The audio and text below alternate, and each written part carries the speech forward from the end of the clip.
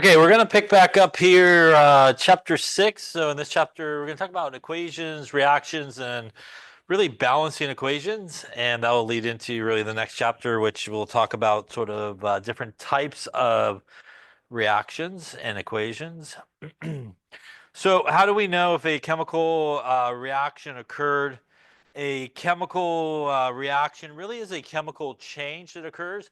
Remember that when you have a chemical change, what you start with and what you end with are fundamentally different things. So you actually produce something new.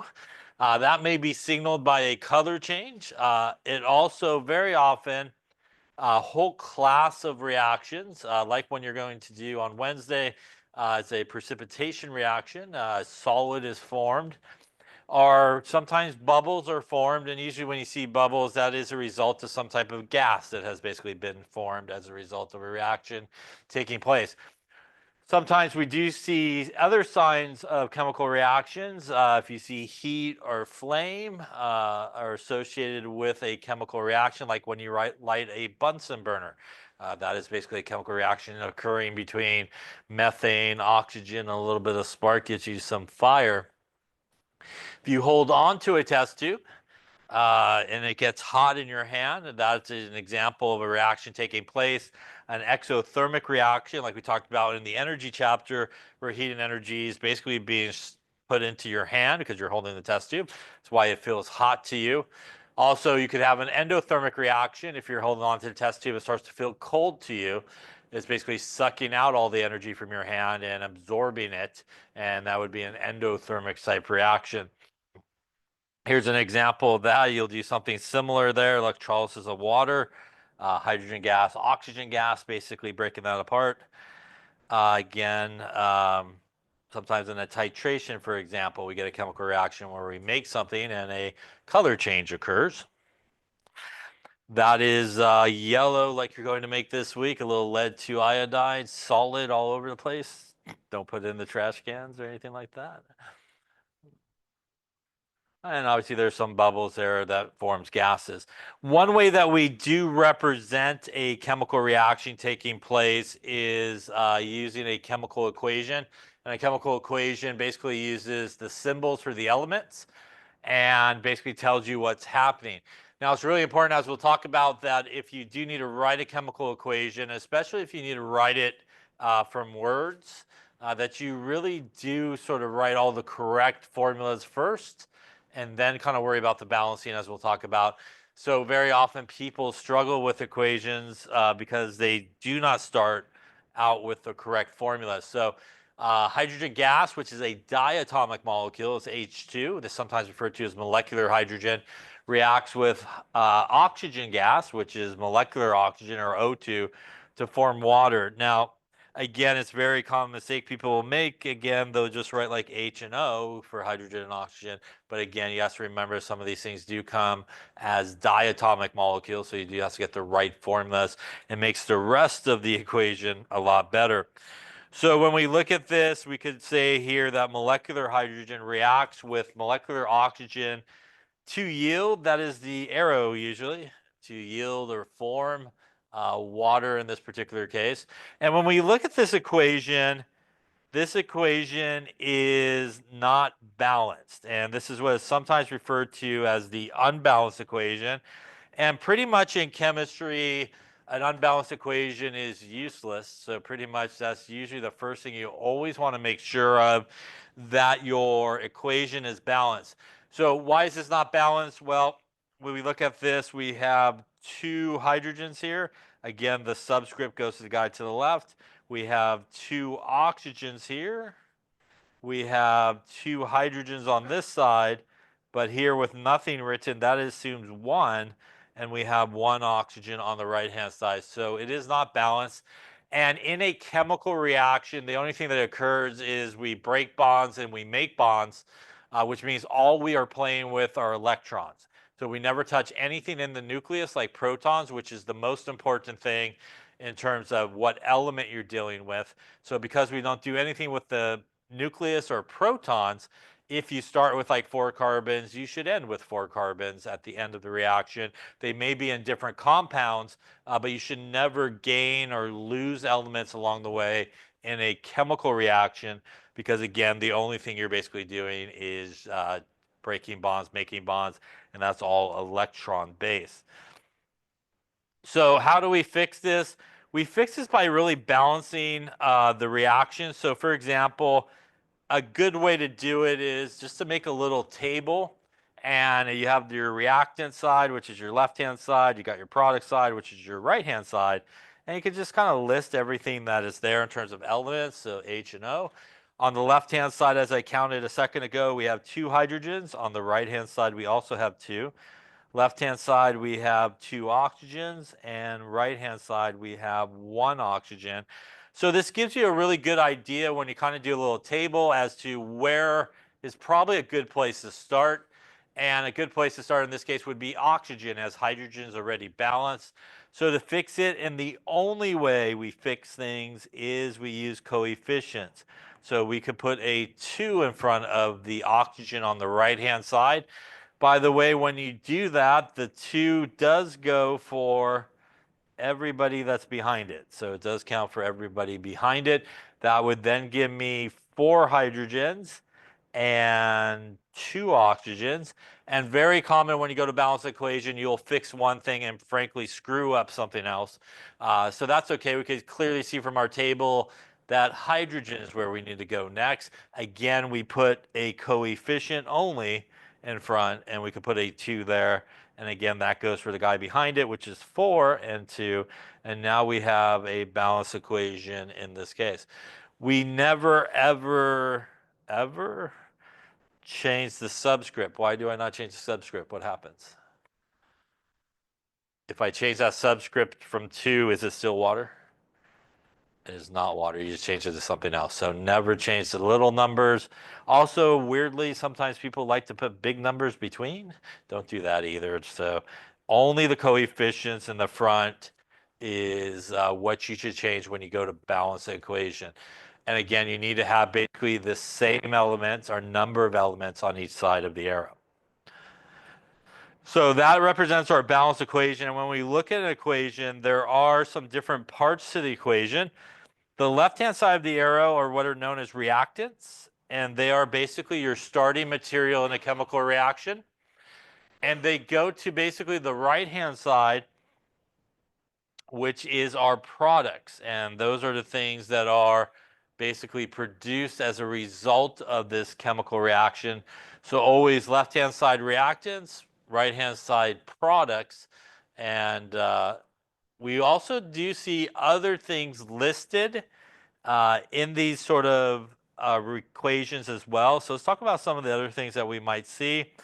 For example, we'll come back to that in a second. Other information that we commonly see in equations are actually the states of everybody. So very commonly, we'll see the states written. So S for solid next to the formula, L for liquid,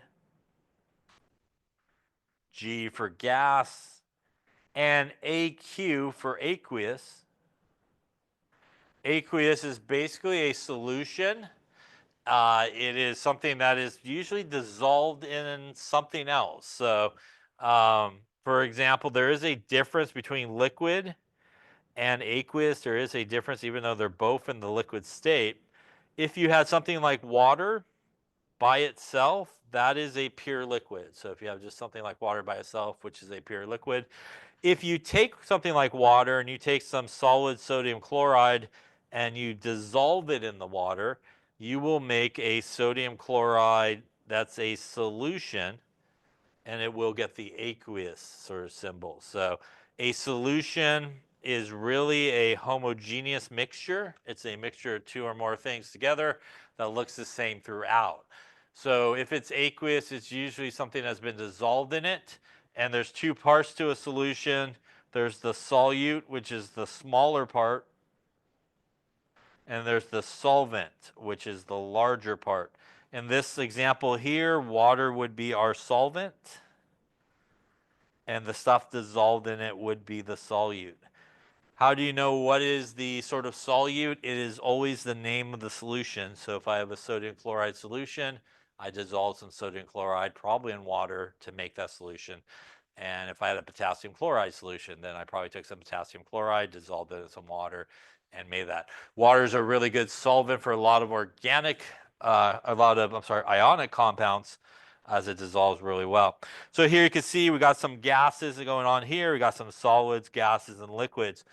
Now, a lot of times we do use equations to represent chemical changes or chemical reactions that are taking place. We could also use a chemical equation to represent a physical process that's occurring. So if we look down here, this is water in the solid state, also known as ice. And that is water, I'm sorry, that's ice over here. That is water in its liquid state. And that's basically freezing of the water there, and that is a physical change, and we could represent it. We also see water in the liquid state going to steam or gas. Also, again, a physical change that's occurring, and we can use an equation to represent that as well. As I mentioned before a couple of times, you can also see some things written on top of the arrow. So for example, this would mean that we are dissolving something in water. Other things that you sometimes will see on top of the arrow, you'll sometimes see a little triangle. That oftentimes means heat, if you see that kind of on top of the arrow. You also sometimes see up on top of the arrow a catalyst that is written. And a catalyst could be something like a metal, like platinum, or something like an acid, which is H plus, the symbol for. A catalyst is not a reactant. It is not a product. And it does not get used up in the reaction. It is really there in most cases to facilitate that reaction happening a lot more efficiently. And I think we talked about when we were in the energy chapter, it is able to find an alternative pathway for that reaction to occur, and that will lower the activation energy, and that will allow people to get to the other side a lot quicker and usually speed up the reaction. But again, a catalyst is not considered a reactant or product, and it should actually still be there usually. When the reaction is over, it doesn't get consumed as part of the reaction. Again, it's just really there to facilitate the reaction occurring a lot more efficiently. So balancing chemical equations, there are several different sort of methods that you could do. We'll talk about some here, but we'll go over kind of the other steps as we go through it. But first off, you do want to make sure, as I mentioned earlier, that if you are given things in words, that you do start with the correct formulas first. So although we always need a balanced equation, you've got to get to the right formulas first and then balance. That should always be the steps that you do. I say that because a lot of times people are given, for example, reactants, and they have to kind of figure out what they get on the product side of the arrow. And people try to balance and write the formulas on the right-hand side of the arrow, and they usually end up with the wrong formula that will never balance. So you always want to do those things sort of separately from each other. Forget about the balancing. You just want to think about it in terms of like nomenclature and naming. Get everybody's correct formulas down. Once you have everybody's correct formulas down, then you should go back to coefficients and balance each side and make sure everybody is balanced.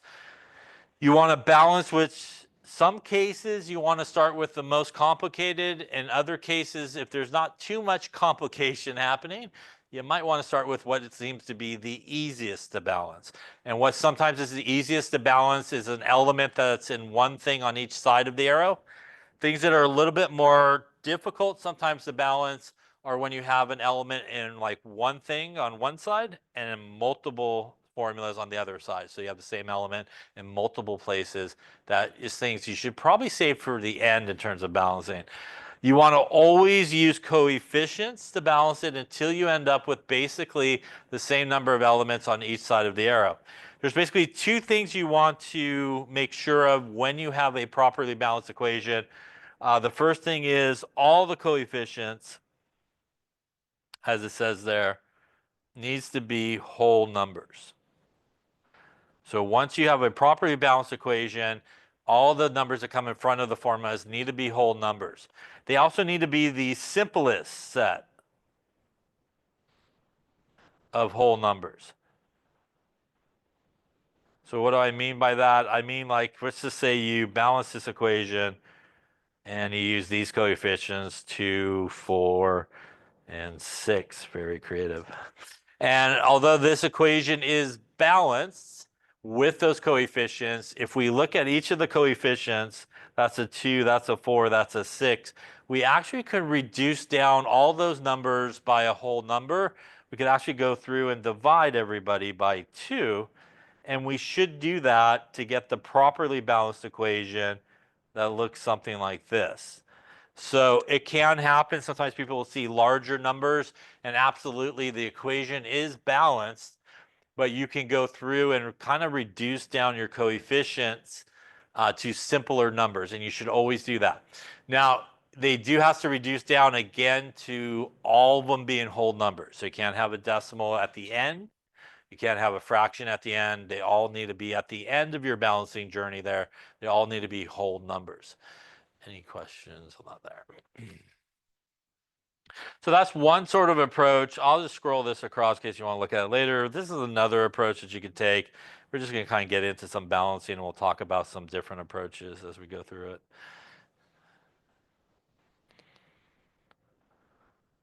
So let's take a look at this equation here together. And again, when I look at this equation, I really don't see any type of polyatomic ion or anything like that. So to me, this is kind of like a basic, simple type of equation to balance. And in that case, I definitely would make a table. It just kind of organizes everything. So you got the reactant side, the product side, and we're just going to list all of our elements here. So we have N, O, and H. And again, we're just going to count up what we got going on. So on the left-hand side, we got 1 nitrogen. Right-hand side, we have 2 nitrogens. Again, the little 2. Left-hand side, we have 1 oxygen. Right-hand side, we have 1 oxygen. Left-hand side, we have 2 hydrogens. Right-hand side, we have 2 hydrogens. So just looking at the table, it should be apparent to you everything is balanced except for nitrogen. So it kind of organizes things for you and probably points in the right direction. And that right direction is I should probably start balancing over at the nitrogen. I got 1 on the left, 2 on the right. I could easily fix that by putting a 2 in front of my nitrogen on the left. Once again, that 2 goes for everybody that is behind it. So that would give me 2 nitrogens. Oxygen would be 2 times 1 since there's nothing written there, which would be 2. And I still have 2. Again, as I mentioned before, this oftentimes will fix one thing and mess something else up. But again, looking at the table, it does sort of point us in the correct direction. Oxygen seems like the good place to go to next. I got 2 oxygens on the left, 1 on the right. Once again, I could easily fix that oxygen by putting a 2 in front of the water, which once again does go for everybody behind it. And that would then give me 2 nitrogens. 2 times 1 is 2 oxygens, and 2 times 2 is 4 hydrogens. At this point, we're almost there. We got a couple places left to go. Hydrogen is not balanced. I got 2 on the left, 4 on the right. Once again, to finish it out, I could put a 2 right about there.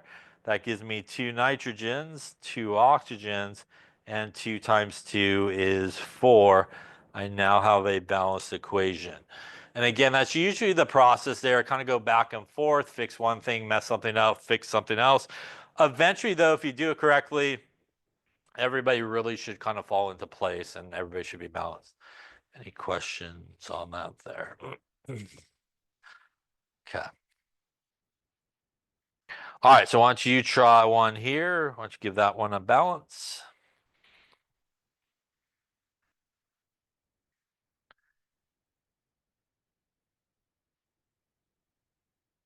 Okay, so let's take a look. So again, in this case, I don't see any polyatomic ions, so I'm just going to make a little table here to organize things. I got a carbon, I got some hydrogen, I got some oxygen. So on the left-hand side, we have 3 carbons. Right-hand side, we have 1. Left-hand side, we have 8 hydrogens. Right-hand side, we have 2. Left-hand side, we have 2 oxygens. Right-hand side, we have 2 oxygens there, and we don't want to forget about the one that's over there as well. So that is a grand total of 3 oxygens in this particular case.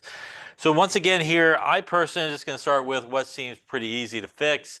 And in this case, carbon seems like a pretty easy thing to fix. I could just simply put a 3 in front of it. Once again, that 3 is going to go to everybody behind it. That's going to give me 3 carbons. Hydrogen is still going to be 2 on that side. Now in terms of oxygen, I do have 6 for the first guy. And again, 1 more over here for 1 more makes 7 in this case. Now, at this point, I also want to go for what I think is the easiest to fix. And in my opinion, the easiest to fix in this case is actually going to be the hydrogens. The reason I might not want to go for oxygen is when I look at hydrogen, it's in one thing and one thing, only one place, right? Not a lot of places. When I look at oxygen, it's over here and over here, multiple places, and over here by itself. So in that case of oxygen, it's in a lot more places, so a lot more kind of interactivity there between other things. So I'm going to save that for the end, and that's a good idea to do that. So to fix the hydrogen, we could just simply put a 4 now, which once again is going to go to everybody behind. That's going to give me 3 carbons. 4 times 2 is 8 hydrogens. I still have my 6 oxygens here, but now I have 4 times 1, which makes that a 4. And now I am up to 10 oxygens in this particular case. Now I'm kind of happy I saved the oxygens for the end because I could very easily fix the oxygens by going back to the left and putting a 5 right about there. And that's going to give me 3 carbons, 8 hydrogens. 5 times 2 is 10 in that case. Any questions on that? So again, in this situation, if you got an element that's in multiple things on one side, like the oxygen, and then only one thing on the other side, in its molecular form, usually you want to kind of keep those guys to the end, and that's a good approach. Any questions on that one there? All right, try a couple more here to make sure. Write the balanced equation, diboron to form boric acid. So once again, if you have this all in words, as I mentioned before, it's really important to start with the correct formulas. Forget about the balancing part first off. So diboron trioxide, that's a type 3. I see some prefixes. So B is boron, di is 2, tri is 3, oxygen is O. So we got something like that. Plus some water, which hopefully is H2O. Gives us some boric acid over here, BOH3 in this case. Again, we can make a little table going on here. So reactant side, product side, BOH. So on the left-hand side, we have 2 borons. Right-hand side, we got 1. Left-hand side, 3 oxygens there, plus 1 more over here. Gives us 4. Now, this 3 does need to be distributed to everybody in the parentheses here. So that would give me 3 oxygens. It would also, by the way, give me 3 hydrogens on the right-hand side to go with my 2 hydrogens over there. So if you do have a parentheses, you do need to distribute the subscript into everything inside the parentheses. Not a lot to work with here, so might as well start with the easiest, which is boron. So to fix that, I'm going to put a 2 right about there. That's going to give me 2 borons. And by the way, this 2 also goes for everybody else as well behind it. And that would get me basically 3 times 1 times 2 is 6. And for the hydrogen, 3 times 1 times 2 is 6 as well. So again, you got to kind of distribute that little 2 in this case, or 3 in, and then also multiply by the coefficient in front. So we get 6. Any questions on that there?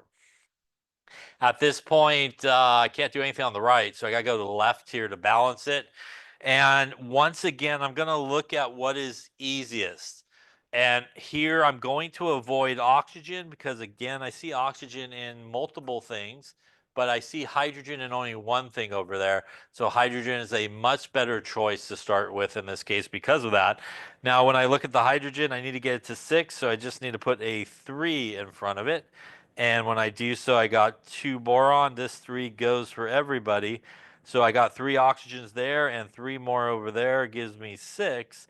And 3 times 2 for the hydrogen is 6. And again, in this case, actually fixing the hydrogen fix the oxygen, which oftentimes happens as well. So again, I would avoid kind of going for that oxygen first and kind of save it for the end.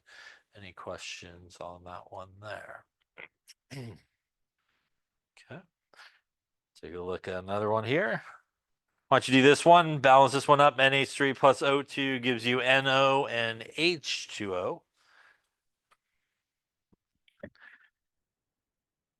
Take the same approach here. We're going to make a little table. So reactant side, product side, got some nitrogen, hydrogen, and oxygen. Left-hand side, we got one nitrogen. Right-hand side, we got one. Left-hand side, three hydrogens. Right-hand side, two.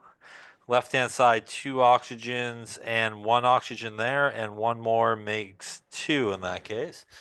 And at this point, we are balanced everywhere except for hydrogen. So that means in this case, we do want to maybe do a number on both sides. So 3 on the left, 2 on the right. If we multiply that together, that is 6, which means to get my hydrogen on the left to 6, I need a 2. Get my hydrogen to 6 on the right, I need a 3 in this case. Again, those guys are going to go to everybody behind as well. So that gives me 2 nitrogen. 2 times 3 is 6 hydrogen and still 2 oxygens. Right-hand side, 1 nitrogen. 3 times 2 is 6 hydrogen. I have 1 oxygen there, and I have 3 basically here by multiplying that 3 to the 1. That is 4, I think, if I did my math right. At this point, the next easiest to solve, as you hopefully can see, is nitrogen. It's in one thing on each side, so we could easily fix nitrogen by putting a 2 in front of it. And that's going to, again, go to both of those. So that gives me 2 nitrogen, still 6 hydrogen. Now for oxygen, I have 2 from this guy, and I have 3 from this guy, which if I add them together gives me 5 over here on the right-hand side. Any questions on that so far? Clearly, I do not want to erase numbers at this point, so the only place to go to at this point is the O2 on the left. I basically need to turn my 2 into a 5, and we could do that perhaps with something like a fraction, 5 divided by 2 perhaps. And if I do that, that gives me 2 nitrogens, 6 hydrogens, and when I take 5 divided by 2 times the 2 that's on the bottom, that leaves me 5, and I have just balanced my equation. Is it okay to leave it like that, though? Answer is no, because when you're done, everybody has to be whole numbers. So you absolutely could use a fraction to balance an equation, and sometimes you need to do that, but you cannot leave the fraction as your balanced equation. So to get rid of the fraction, we need to multiply by the denominator, which is 2, and we need to multiply everybody by 2, not just the fraction. So that would get me 4NH3 plus 5O2 4NO and 6H2O. And if I didn't do anything and screw this up, we should still be balanced. Let's see, we got 4 nitrogens on the left and 4 on the right. We have 3 times 4 is 12 hydrogens on the left, 6 times 2 is 12. 5 times 2 is 10 on the left, oxygens, 4 oxygens there, and 6 is 10. So we are balanced. So sometimes you do need to use a fraction to balance an equation, not all the time, but sometimes it's the easiest way to do it. Now, sometimes people wonder, how do I pick the right fraction? It's a really simple sort of formula. That formula is the number on top is the number you need. So if you remember, we needed 5, right? And that is the number we put up on top. The number on the bottom should match the subscript. So the subscript for O2 is 2, and that is where we should get the 2 from. So if you pick the number you need on top, match the subscript on the bottom, that is the correct fraction to use to get yourself to balance it out. Any questions on that one there? Now, a couple other things that sometimes occurs as you're balancing equations. Let's say we had an equation such as this one here. And now this one I would classify as perhaps a little bit more complicated It has a bunch of polyatomic ions in it that nobody likes, but it has a bunch of polyatomic ions in it. Here we have some nitrates on each side, and here we have some hydroxide on each side. And you could absolutely do what we've been doing, which is go element by element, but there's probably a greater chance of error since you have a lot more parentheses and multiplying in and multiplying out. So oftentimes when you have polyatomic ions on both sides of the arrow and you need to balance the equation, it's better to kind of keep them together and just balance them as like units rather than individual elements. So for example, that 2 means I have 2 of the nitrates over here. That 3 means I have 3 of the hydroxides. That 3 means I have 3 of the NO3 minuses. And that 2 means I have 2 of the hydroxides. In this particular case, you could actually start with either polyatomic ion. Sometimes one will work better than the other, but they both can kind of get you there. So let's just say, for example, I wanted to start with the, I don't know, we'll start with the nitrate in this case. And I have 2 nitrates over here. I have 3 over here. So the common number between 2 and 3 is 6. So I want to get each of those nitrates to 6. To get my nitrate on the left to 6, I need a 3. To get my nitrate to 6 on the right, I need a 2. That's now going to give me basically 6 nitrates and 6 nitrates. Now, when I do that, I'm going to look at the guy next to it, which is magnesium, and that is 3. So that's where I want to go next. So now that I have the nitrate balance, I need to balance my magnesium by putting a 3 here. That 3 is going to give me 3 magnesiums, and how many? 6 now. So to get the hydroxides fixed, I need to put a 2, and now I am done. Everything is balanced in that case. And again, by keeping the polyatomic ions together, it goes a lot quicker. Balance them as whole units, and then whichever one you choose, whatever it's attached to, that's where you should go next to balance. And eventually everything will fall into place if you kind of do it that way. Once again, you can absolutely do element by element, but it's a lot more like multiplying in those parentheses and multiplying out, and it can probably lead to a little bit more errors. Any questions on that one there? All right, so why don't you try a few here to see what you come up with. So balance these equations. There are people. How you doing? Good, yourself? Engage next semester? What's that? What? Maybe. Those smart people.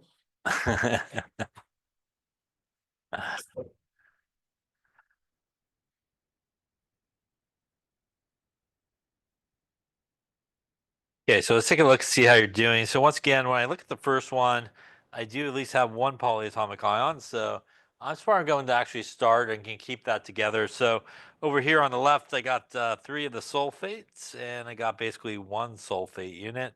So I can balance that by simply putting a 3 in front here to give me my 3 sulfates. Again, when you kind of do this approach, since I use that to balance my sulfate, I really do need to go to whatever it's attached to next. So that gives me 3 calciums. When I look on the left-hand side, I have just 1. So once again, I could easily fix that by putting a 3 in front of it. Again, I went there. That is where I should go next, which is 6 chlorides. And over here, I could just put a 2 to get me the 6. That gives me 2 irons, which is actually what I need, and I am done at that point. So again, in this sort of method, you kind of want to balance the polyatomic ion, and then you should probably go to whatever it is attached to next to balance that guy, and then whatever that guy is attached to, go to the next one, and so forth. Any questions on that there? If I take a look at this, that is 3 nitrate, 2 nitrates, 1 nitrate. I also have phosphate in this one. You could really start with either one, and one may work better than the other. I personally would choose probably to start with the one that has the larger charge, and that is the phosphate versus the nitrate, but it doesn't really matter. Here I have 1 phosphate, and here I have 2 phosphates. So again, easily fixed. I could put a 2 there. That's going to give me now 6 coppers, which tells me that is where I should go next. I can go here, put a 6. That then gives me 6 of the nitrates. I only have 2 over here. I'm going to put a 3, and now I am balanced at that point, and I am done. again, by keeping those guys together. Now, as I mentioned before, you definitely could have done the other one, and it may not work out as good as the phosphate, but let's just say you did that one instead, and just to show you how you could kind of, if you want, salvage it if you get there. So just a 2, and then we got the RCU and O3 in this case. So let's just say we started with we did the nitrate in this case. So you may go, okay, I got 2 on the left here. I'm going to go put a 2 here. That gives me 2 nitrates. It does give me 2 coppers, which then when I look over here, I can see I already have 3. So I know that's no good. So you have 2 options at this case. You could then go back and just start with the phosphate like we did previously and kind of do it. Or you could just look at it and go, well, that's a 2, that's a 3. Common number there is 6, and that's probably how many coppers I need. So I could get this guy to 6 by putting a 6. And now I could go to this guy, which needs to be a 6, which is a 3. That guy needs to be a 3. And, to get this guy to a 6, we need to put a 2, and he'll be there as well. So you could kind of salvage if you want, or just go back and start with, the other polyatomic ion. Question on those 2 there. Now the last one, let's back it up this way, and we'll go C4H10 plus a little O2, a little combustion reaction here, H2O.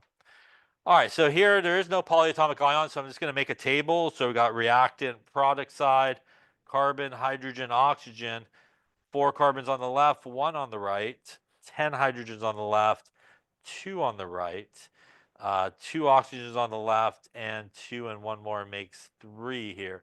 Once again, I'm going to start with what seems easiest. So carbon to me seems easy. I'm going to put a 4 in front of it. That's going to get me 4 and 8 there. So 4 carbons. I now have 8 oxygens there, plus 1 more makes 9. And I still have 2 hydrogens. Once again here, I'm going to go with the hydrogen because oxygen's in a bunch of stuff. So hydrogen's only in one place at a time. So to fix the hydrogen, I'm going to put a 5. That's going to give me 4 carbons. 5 times 2 is 10 hydrogens. I have 8 oxygens from the first one, and now I have 5 times 1, which is 5. And I feel that's 13 in this case, right?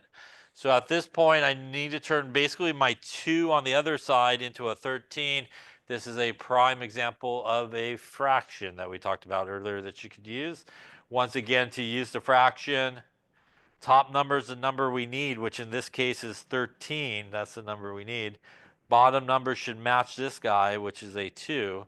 And if I do that, I now have 4 carbons, 10 hydrogens, and once again, 13 halves times 2 is 13 in this case.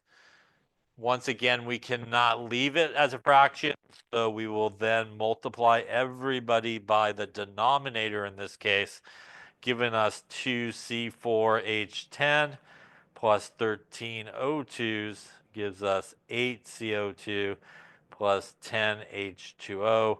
Once again, we should still be balanced. So that is 8 carbons on the left, 8 on the right. That is 20 hydrogens on the left. 10 times 2 is 20 on the right. That is 13 times 2 is 26 oxygens.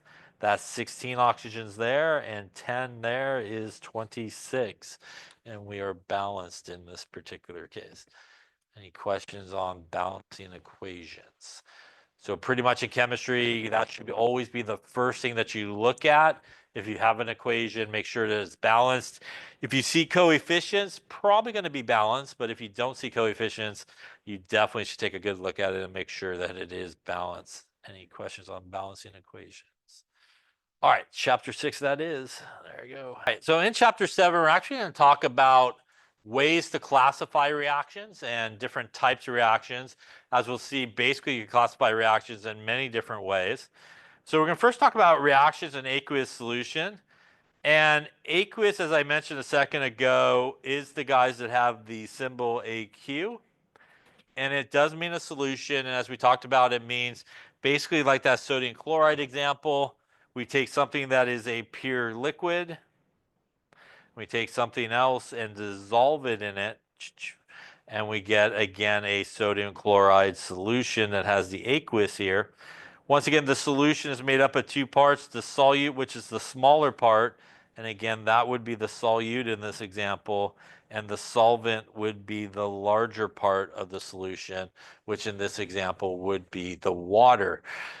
Once again, as I mentioned earlier, the name of the actual solution is always the solute. So as I mentioned, if you have a sodium chloride solution, you basically have sodium chloride as your solute. Now, electrolytes, a reminder that I think we talked about it in an earlier chapter, but electrolytes are substances that when they dissolve, they will conduct electricity because they produce ions. And there's strong electrolytes and also weak electrolytes. And sometimes there's non-electrolytes, which basically will not conduct electricity because there is no ions in the solution. When you have a strong electrolyte like sodium chloride, for example, in solution, it 100% breaks apart into ions. So 100% of what you have in that solution, if you have a sodium chloride solution, is the ions. You basically have no percent of that. So if you were to look at a beaker, you would have nothing but sodium ions and chloride ions basically floating around.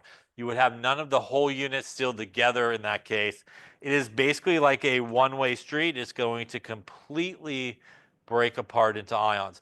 By the way, that is where you find ions, by the way, is usually floating around in the solution. So in the solution part, you have all the positive ions floating around. You got all the negative ions sort of floating around in these aqueous sort of solutions. So if something is a strong electrolyte, which most salts are, they will 100% break apart into those ions, and they actually will conduct electricity really, really well. Now, when we talk about water, water is and before we talk about that, but we also have weak electrolytes, just a reminder that we talked about, and weak electrolytes will actually stay together mainly, but will produce a few ions. So I think we looked at perhaps hydrofluoric acid. Hydrofluoric acid is actually a weak acid. When it goes for a swim, it will break apart into H plus and F minus. You'll get a little of these guys, but mainly what you have is still the whole thing together. So if you were to look at a beaker of hydrofluoric acid, you would mainly find those HF units still together, but it will break apart a little bit and produce a little bit of ions in that solution. And again, that's different than a strong electrolyte, which basically is all going to dump out into ions in that solution. Also, weak electrolytes typically have the arrows heading in both directions, I think we talked about.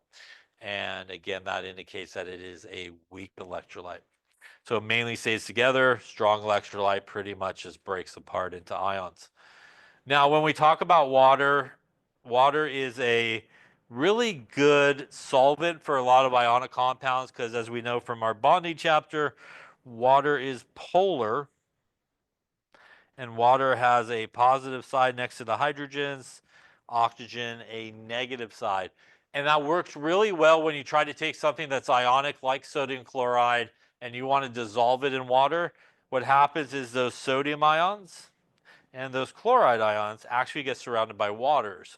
And a bunch of water molecules, for example, the oxygen would surround the sodium because the oxygen is negative. And the chloride would be actually surrounded by the hydrogen part of water, as the hydrogen part is more positive in this case. And that is what allows something to dissolve. So when you take some salt and you put it in water and it looks like it disappears, it doesn't really disappear. It gets surrounded by a ton of water molecules. So many you can no longer visually see the sodium ions in that solution or the chloride ions in that solution because there's just so many water molecules basically between them. That's also why that if you had a sodium chloride solution like you probably did earlier on in the semester and you put it in your evaporating dish and you start to heat it, you evaporate off all these waters, And now these two ions can come together and you will see that solid reappear. And again, that's why when we make a solution, which is a mixture, that is a homogeneous mixture, and that is a physical change that occurs, right? We're not really making anything different. It just looks different and it has basically dissolved in it. So that process, as I drew there, is what's sometimes referred to as hydration. And again, that water allows it to dissolve. You also help this along because usually you stir, right? And when you stir it, you're throwing a bunch of water molecules all over the solid. And you're also providing energy, which allows things to start to break apart and start to dissolve in that process. Now, acids and bases are also electrolytes. And we have some strong acids, which are strong electrolytes. A reminder, the 6 sort of strong acids that you should know. It's a good thing to know. Hydrochloric acid, hydrobromic acid, hydroiodic acid, perchloric acid, sulfuric acid. I feel like I'm missing one. I probably am. Nitric acid seems like a good one. Those are 6 strong acids, which means if you have any of those strong acids in solution, 100% is going to break apart into ions. And that is why hydrochloric acid here is a strong acid, because it's able to generate basically a ton of H plus. So when you put a hydrochloric acid in, you're just breaking that thing apart and producing a lot of H plus really, really quickly. And that's basically your definition of an acid, is the ability to produce H plus in solution. Hydrofluoric acid, this is acetic acid, which is the major component in vinegar, is also a weak acid. And again, when you put something like acetic acid into solution, you're going to mainly have it staying together. So it will mainly just kind of hang out together, but it will break apart a little bit into acetate and H plus. So it does have the ability to produce a little bit of that, which is why it's still an acid. It's able to produce H plus, but it will produce nowhere near the amount hydrochloric acid will, because hydrochloric acid just needs to go for a swim and it's going to basically break apart and produce that H plus. Once again, we see the reversible reaction here, arrows in both directions, indicating it's a weak electrolyte.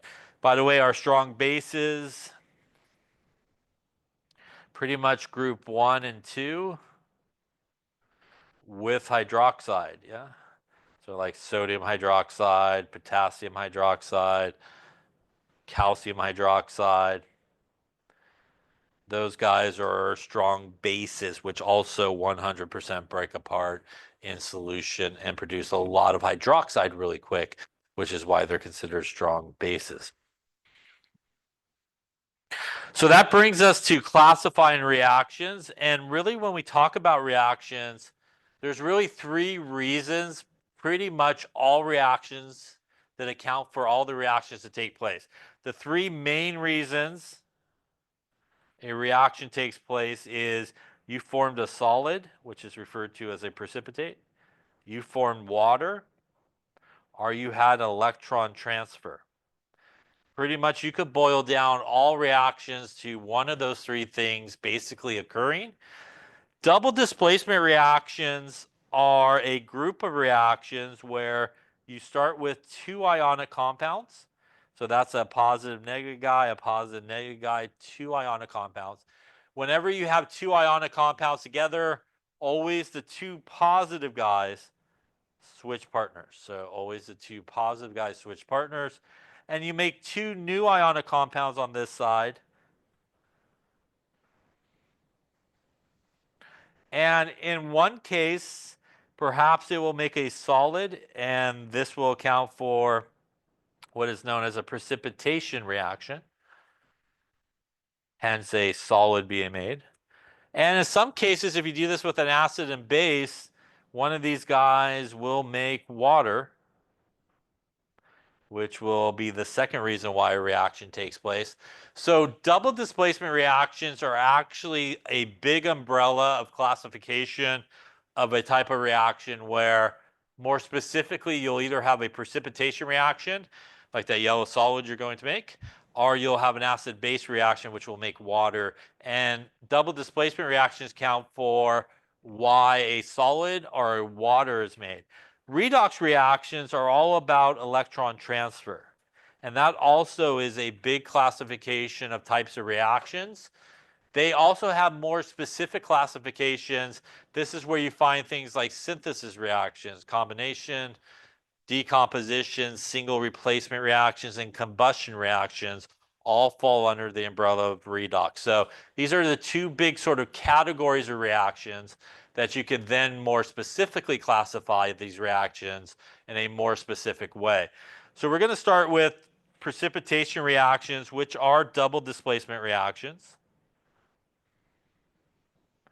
And in a double displacement reaction, one of the more specific classifications of that is a precipitation reaction, which means essentially a solid is formed.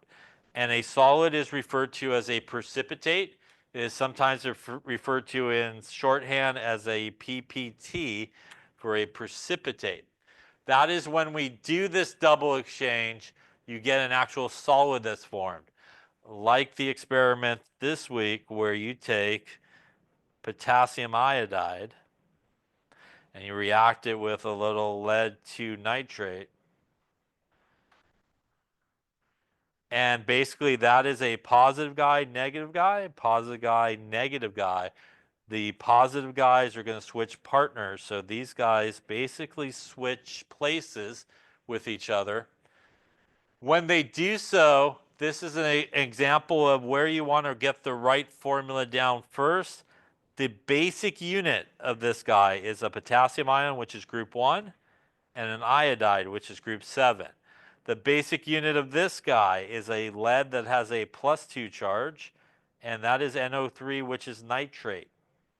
So when you put them together to get the formulas, you want to do it just like nomenclature, which is +1 and -1 gives me my proper formula here of KNO3. That is +2 and -1, which means I need PBI2. I need 2 of those I's. You want to make sure you balance them correctly. Now that I actually do have the correct formula down, I could go and balance it by putting a 2 there and a 2 there. And by the way, this is your yellow solid that you're going to make. And this is aqueous in this case. This is a double displacement reaction. Always happens with 2 ionic compounds. Always the 2 positive guys switch partners. And the result of a precipitation reaction is one of those guys at the end should make a solid based on some rules we'll talk about, but they should make an actual solid in this case.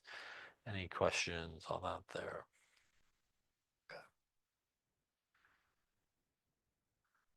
That's pretty similar to what we got. What we see here is what is referred to as the molecular equation. And again, you can see positive, negative, positive, negative. Again, makes 2 new ionic compounds over on this side, which are positive and negative as well. Once again, we're making our precipitate here. This is the molecular equation, but we can also write an equation which actually describes what is happening in this case. So this is the molecular equation.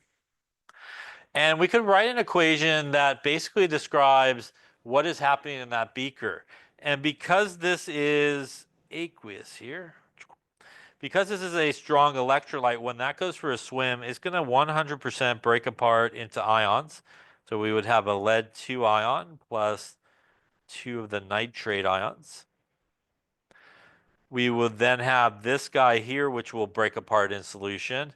Again, the ions will be flying around or floating around. We'll have 2 sodium ions and 2 iodide ions. Now, when we get to this side where we have the solid, the only way is this solid is it actually stays together. So we would not break this guy apart. And typically speaking, when we write this type of reaction, anything that's a solid, anything that's a pure liquid does not get broken apart. It stays together. This guy will also break apart. I'm running out of room, so I'm going to go underneath. We will get 2 sodium ions and 2 nitrate ions in this case. This equation where we write basically what's happening in that beaker is what is known as the total ionic equation. It is sometimes just called the complete ionic equation. And it basically describes what is going on in this reaction as you kind of throw everybody in. You basically got all these ions basically floating around. And eventually what will happen is these guys will come together and make a solid and kind of come out of the solution part and make a solid, while the other ones are basically just floating around. Now, when you look at the total ionic equation, you could look on the left-hand side of the arrow and the right-hand side of the arrow, and you will see ions that look exactly the same. Like there's a 2 nitrates on the left, 2 nitrates on the right, 2 sodiums on the left, 2 sodiums on the right. These guys will cancel each other out. They are what are referred to as spectator ions, which in this case is the nitrate ion and the sodium ion. If you are a spectator, you are essentially just watching, yeah? And that is what's happening here. These ions right here in my picture are doing nothing to form the solid, right? It's just the lead and the iodide coming together to make the solid. They're still just floating around. So we get rid of these spectator ions, and what we're left with is actually an equation that describes what is happening. What is happening when we mix these things together is the lead from the lead 2 nitrate will go find the iodide from the sodium iodide in my example, and it will come together and form this solid, which is our precipitate in this case. This is what is known as the net ionic equation. It is basically cut down to the end there of this is exactly what's reacting. These two guys are basically coming together, and this is the solid that is made. So molecular equation, we write like a normal equation, balance it, formulas all together. Total ionic equation, we break apart anything that is a strong electrolyte. If it is a weak electrolyte, you actually keep it together. If it is a solid or liquid, you keep it together. If it's a gas, you typically keep it together as well. And you find your spectator ions and you cross them out. And whatever you're left with will give you your net ionic equation, which is really the heart of what's happening when that reaction is the two things coming together to make the product, basically. Any questions on that there? All right, we'll lay it up there for